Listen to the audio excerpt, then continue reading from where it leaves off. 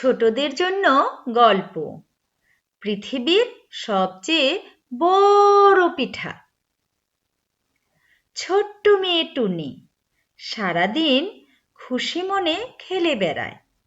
একদিন টুনি বলল, আমি পৃথিবীর সবচেয়ে বড় পিঠা বানাবো। কিন্তু একা তো এত বড় পিঠা বানাতে পারবো না। সে ঠিক করলো গ্রামের সবাইকে নিয়ে পৃথিবীর সবচেয়ে বড় পিঠা বানাবে। টুনি গ্রামের সবাইকে বলল, আমরা সবাই মিলে পৃথিবীর সবচেয়ে বড় পিঠা বানাবো। টুনির কথায় গ্রামের সবাই খুব খুশি হলো। এক ঠেলাগাড়ি ভর্তি করে দুইজন চালের গুঁড়া নিয়ে এলো। বলল, আমরা পৃথিবীর সবচেয়ে বড় পিঠা বানাবো। কয়েকজন ঝাঁকায় ঝাঁকায় গুড় আনলো।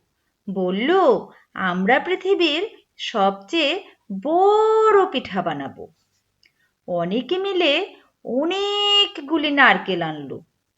বলল, আমরা পৃথিবীর সবচেয়ে বড় পিঠা বানাবো। একজন বিরাট এক হাঁড়িতে চালের গুঁড়া মাখালো।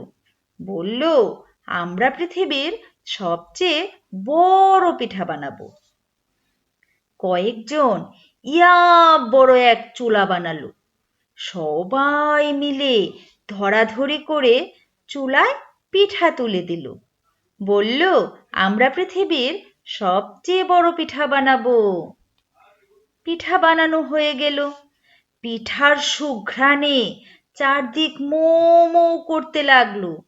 খবর পেয়ে চারপাশের গ্রাম থেকে অনেক লোক আসলো।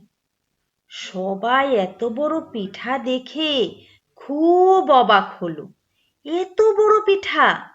বলল, আমরা পৃথিবীর সবচেয়ে বড় পিঠা মজা করে খাবো। তখন দুইজন বিরাট এক কড়া টানলো। বলল, আমরা পৃথিবীর সবচেয়ে বড় পিঠা কেটে ছোট ছোট টুকরা বানাবো। এবার সবাই মজা করে পিঠা খেলো। কেউ বলল, দারুণ!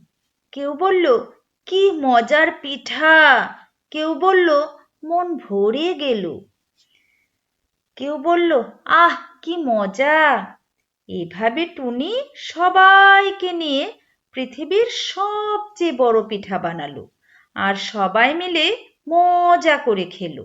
সবাই মিলে একসাথে কাজ করলে কঠিন কাজও সহজ হয়ে যায় আর কাজে অনেক মজাও পাওয়া যায়।